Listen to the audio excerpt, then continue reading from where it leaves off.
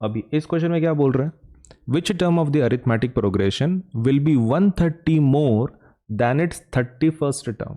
तो एपी दिया उन्होंने और क्या बोल रहे हैं, ऐसा कौन सा टर्म है, ऐसा कौन सा टर्म है, कौन सा टर्म मतलब ए एन, ऐसा कौन सा टर्म है विच इज विल बी का मतलब इक्वल टू 130 मोर, 130 मोर मतलब plus 130 than it's 31st term, 130 31st term मतलब A31। मतलब आपको क्या करना है, डिटेल्स आपको दिए हुए हैं, कंडीशन क्या है, a n is equal to which term, a n is equal to will be का मतलब क्या होता है, इक्वल टू 130 मोर, 130 मोर मतलब 130 than it's 31st। I hope आपको एक क्वेश्चन समझ में आ गया होगा। क्या क्या करना है, उन्होंने जो डिटेल्स दिए हैं उसी को यूज करना है। A n is equal to 130 more plus A31st more than 31st term.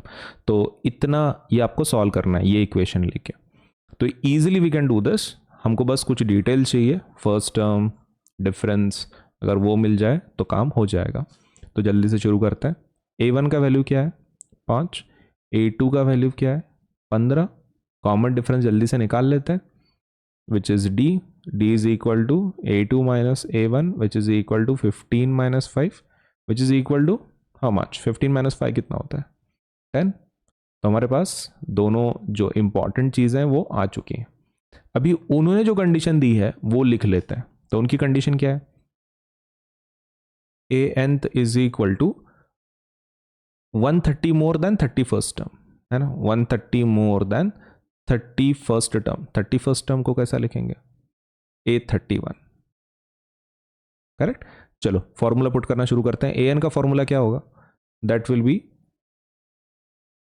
A1 plus n-1 into D is equal to, ये क्या बोल सकते हैं, an 130 प्लस A31 का फॉर्मूला क्या होगा, that will be A1 plus 31 minus 1 into difference, right. Let us solve this, this will be A1 plus n-1 into D is equal to 130 plus this will be equal to A1 का value क्या है 5, 31 minus 1 कितना होता है 30, difference कितना 10। Okay let us solve this.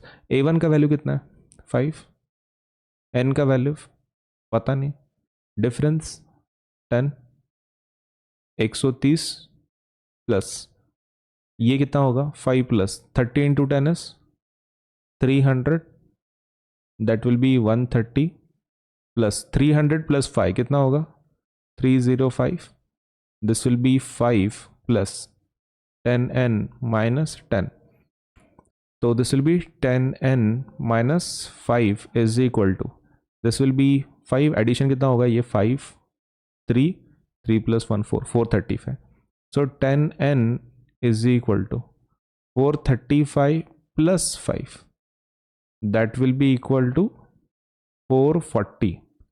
so n का value क्या आएगा 440 divided by 10, so n value is finally 44। okay so that is our final answer, n का आंसर कितना आ रहा है 44 आ रहा है for this particular question। तो इसमें बस डिफिकल्टी क्या है, क्यों कंडीशन आपको समझ में आ रही है क्या जो उन्होंने दी है, राइट। अगर आपको लिखना है यहां पर आप लिख सकते हैं गिवन, है ना, मतलब जस्ट टू बी श्योर कि ये कहां से आया, तो गिवन है, क्वेश्चन में दिया है वो कंडीशन।